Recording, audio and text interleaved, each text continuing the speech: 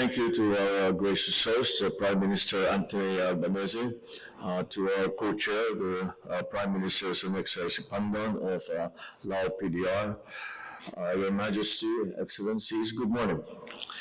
Through these 50 years, Australia has proven time and again its support for ASEAN as it continues its positive role in ensuring peace and stability in our region and our immediate neighborhood, now referred to as the Indo-Pacific. We have seen how Australia has supported each of its neighbors through programs tailored to each country's needs for the overall goal of promoting the economic welfare of our neighborhood. I welcome Australia's strategic approach to deepening engagement through the 4 tracks for this special summit. On maritime cooperation, we thank Australia for its consistent support for the rule of law, for the 1982 UNCLOS and the 2016 arbitral award, not only through timely statements of support, but also through capacity building and academic initiatives to mainstream appreciation of international law. In ASEAN, Australia has consistently supported all ASEAN-led mechanisms through these 50 years. We appreciate the evolution of Australia's strategic approach towards the region from the mere confines of the Asia-Pacific to our now wider common interests in the Indo-Pacific.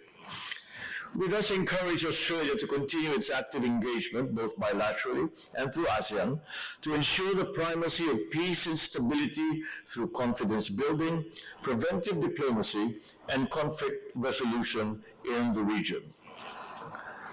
On climate change and clean energy, the Philippines remains at the forefront of the effects of climate change, constantly facing the harsh realities of devastating typhoons and rising sea levels, which continue to threaten our biodiversity and ecosystems, and in turn, agriculture, food security, and livelihood. These realities compel us to take bold and decisive actions, both domestically and in international fora, for climate justice. The Philippines welcomes the outcomes of COP28, and I wish to take this opportunity to reiterate our offer to host the board of the Loss and Damage Fund. Hosting the board in the Philippines will showcase global commitment to inclusivity, ensuring that the voices and experiences of the most affected countries are heard and considered in shaping the most urgent of global climate policies. We welcome Australia's aim to boost clean energy, financing, and investment in ASEAN, as well as its support for clean energy transition to meet climate action objectives. In the Philippines, we have taken concrete actions by implementing policies and initiatives to reduce emissions by catalyzing investments in our rich sources of renewable energy.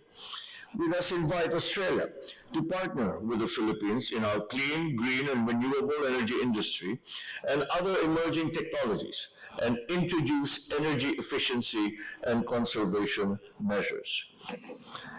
On ASEAN Centers of Excellence, the Philippines urges Australia to continue its support for the ASEAN Center for Biodiversity beyond 2024. As we develop the ASEAN-Australia Plan of Action 2025 to 2029, let us take into account the pressing need for an effective and inclusive implementation of the Kunming-Montreal Global Biodiversity Framework and establishment of its goals and targets on biodiversity conservation, climate action, ecosystems, and ecosystems restoration and its management. The ACB is also implementing the mainstreaming biodiversity into the One Health Capacity Development Project, a partnership amongst ASEAN Food and Agricultural Organization and the Australian government. On business, we are pleased to inform you, Excellencies, that the Philippines has just recently signed the second protocol to the ASEAN-Australia-New Zealand Free Trade Agreement. I am confident that through this development, the AMSTA will continue to respond to the evolving multidimensional challenges in the business environment and complement region-to-region efforts to strengthen supply chain resilience, the expansion of trade and investment, inclusivity, and sustainable development. The protocol will indeed benefit micro, small, and medium enterprises inasmuch as it facilitates their participation in international trade by improving their access to markets and participation in the global value chains, as well as promoting the use of e-commerce.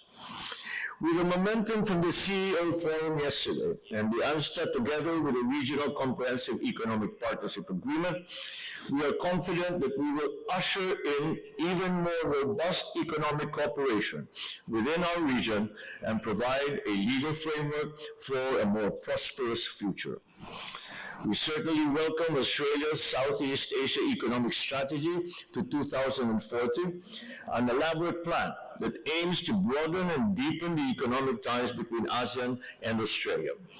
The economic cooperation infrastructures and web of free trade agreements that ASEAN and Australia have established over the years provide a solid foundation for this strategy to flourish and to create a shared future that is peaceful and is prosperous. The Philippines especially looks forward to expanding our collaboration on agriculture, on food security, digital economy, infrastructure, tourism, and healthcare, sectors that are key to achieving a strongly rooted, comfortable, and secure future for Filipinos and ASEAN citizens. On emerging leaders, we cannot discuss the future without highlighting the important role of our emerging leaders in shaping the world.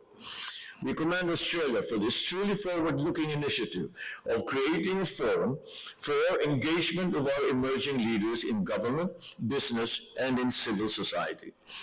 We hope this engagement will trigger a conversation on the issues facing our region and how they may be addressed through cooperation and partnership. Our emerging leaders are indeed the bedrock of the sustainability of our continued economic, social, and political progress. The above-mentioned thematic tracks will augur well towards the peace and prosperity of ASEAN and Australia, as well as the whole of the Indo-Pacific, and we look forward to supporting these initiatives as we usher in the next 50 years of vibrant relations. Thank you, and good morning.